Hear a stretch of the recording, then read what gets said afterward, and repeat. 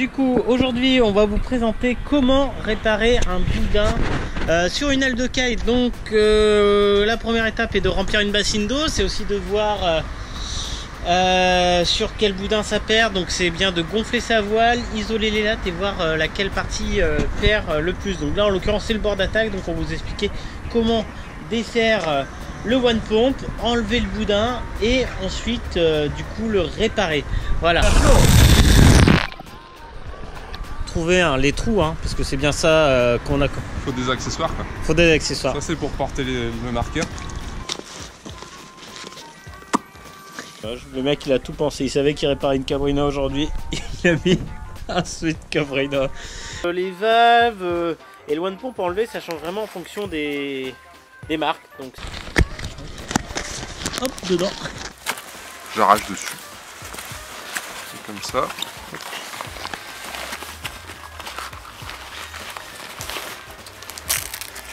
Et il faut venir descratcher à l'intérieur.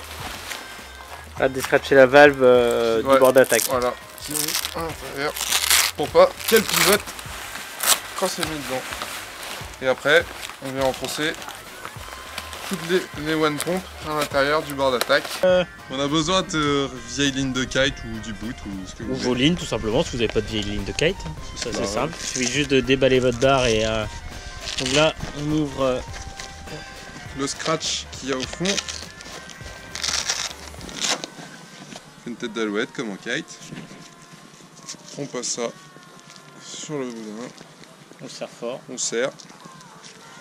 Puis après, on tire d'un côté et on revient à la fermeture éclair qu'on a ouvert tout à l'heure. Donc si vous n'avez pas d'endroit pour clipper, vous pouvez juste mettre du poids dessus. Et pour pas tout reperdre dans l'aile, on vient choper ce qui partira pas. Donc ici le bouchon en néoprène. Et on fait la même chose de l'autre côté. On récupère le bouchon qu'on revisse et on va récupérer, soit on en abrade, soit on reprend sur l'aile les one pump où on trouve un moyen de boucher tous les trous. Donc le boudin il a un peu d'étain avec la couleur du bord d'attaque, mais rien de bien grave. C'est que souvent les trous sont faits, comment dire, avec des petits picots que vous pouvez trouver dans la dune, des petites choses qui font que justement le boudin va perdre de l'air très lentement en 1 à 2 heures. Donc on va voir comment Nico fait là. Et maintenant on attend de voir s'il y a des bulles. Et du coup c'est vraiment essayer de faire chaque fois un côté quoi. Donc, on remet sa main là où on avait mis, comme ça moi. Et voilà, on a une bulle. On a déjà une bulle là, on peut le voir. On va aller chercher dans l'eau. On vient mettre son doigt à côté de la bulle. Donc on voit un tout petit trou là. Donc ici on va faire un rond. Hop. On va revérifier si on est bon. On va vérifier aussi la jonction, souvent avec le temps ça peut être là qu'il peut y avoir des fuites. Donc ça par contre c'est un peu plus chiant à réparer. Comment on fait pour réparer là? On vire les épines. Déjà. Ouais. On prend un rouleau de blin d'herbe que l'on trouve sur notre site internet. On prend un tout petit bout. Petit. Un carré quoi. Donc c'est un scotch un peu qui est une paire de ciseaux pour couper. Un scotch qui est assez flexible quand même, donc qui permettra de s'ajuster avec la détente du boudin lorsqu'on le gonfle. On tend bien le boudin, on met bien à plat, et on vient poser dessus, bien largement dessus, sans faire de plis. Pas besoin de faire des bords arrondis. De toute façon, on est vraiment beaucoup plus gros qu'un petit trou de même pas 1 mm. Donc ouais, il devrait pas y avoir trop de fuite dedans normalement. Normalement on a un peu de rab. Je sais pas combien de kilomètres il y a sur une bobine. Vider de son air, donc ça c'est dans un premier temps ce qu'il faut faire. Oui, et pour que ce soit plus facile, le mieux est de passer ça dans un sac poubelle avec du talc. Ça il se mettra en place un peu plus facilement. Et à force, bon, on commence à avoir l'habitude de les installer, donc il n'y a plus spécialement besoin. Mais c'est vrai que pour éviter d'éclater un bord d'attaque, c'est toujours plus simple. Le tac facilite beaucoup les choses quand même. Oui. Ça évite qu'il reste collé sur le bord d'attaque et qu'on surgonfle et que ça fasse une hernie et qu'il éclate. Ce serait dommage, une fois réparé, d'éclater son boudin. Du coup on plie comme ça une fois qu'on sera près de la fermeture éclair, il va beaucoup, il va se dérouler plus rapidement. C'est vraiment primordial de bien le plier comme Nicolas le fait. Comme on a mis le boudin à plat, Du mettre coup, l'aile à plat. pour faciliter la rentrée du boudin. Là on voit bien. Donc on met la partie des valves sur le dessus. Jusqu'à peu près le coin de l'oreille. Et comme ça, jusqu'au bord de la neck. Enfin, jusqu'à la valve plutôt, la fermeture éclair. Regardez le côté qu'il faut, donc ici c'est le rouge.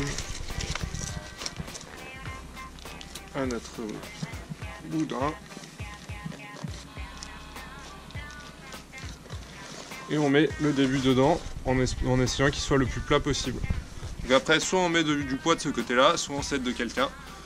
Et on essaye d'envoyer le boudin jusqu'au bout en se guidant après avec les valves de one pump. Donc on le voit passer à l'intérieur. Donc quand celui-ci il est arrivé près du dernier trou, on a besoin de le placer. On s'arrête et c'est bon. Voilà. D'accord. Ça rentre bien droit, bien à plat. D'accord, et toi tu guides. Hop. Donc, on le voit passer en transparence. Donc en bas là, on voit l'étiquette arriver là. Elle est derrière ici. Et on voit la valve que Vivien passe derrière.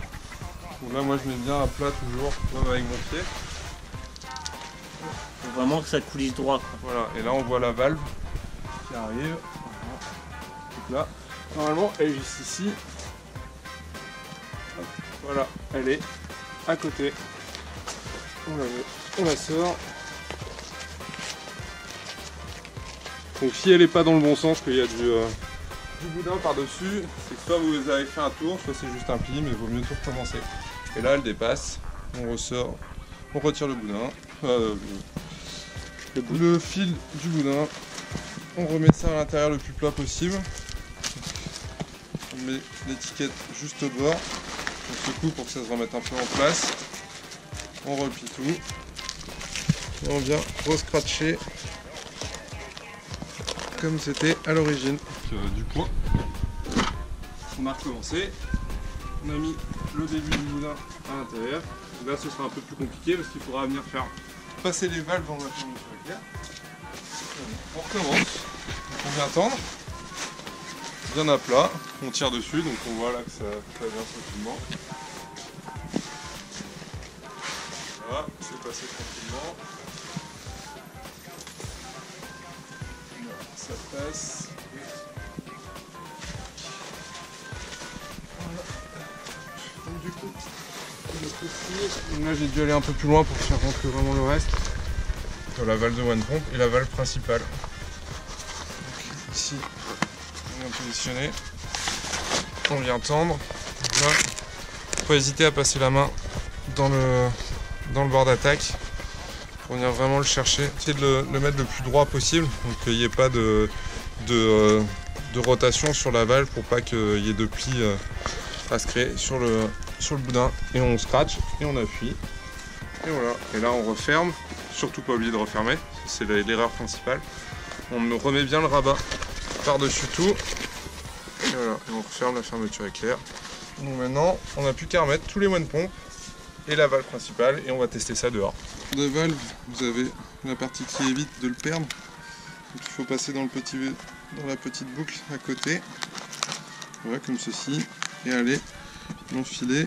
Donc des fois c'est un peu galère, donc il ne faut pas hésiter à prendre un tournevis pour procéder sans faire de trous dans le bord d'attaque, bien sûr. Et parmi les one pump en entier, ça sert à rien, s'il faut recommencer, c'est pas la peine de tout revisser ou de remettre un circuit pour rien.